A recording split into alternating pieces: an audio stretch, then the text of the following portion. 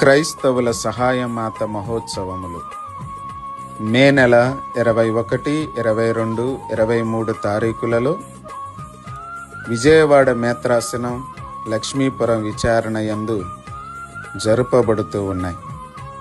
కావున విచారణ సభ్యులందరికీ ఆహ్వానం పలుకుతూ సకల విశ్వాసులు దేవుని మహిమార్థం తల్లి మరియమాత గౌరవార్థం జరుగు ఈ యొక్క పండుగ విజయవంతము కోసం ప్రార్థించమనవి.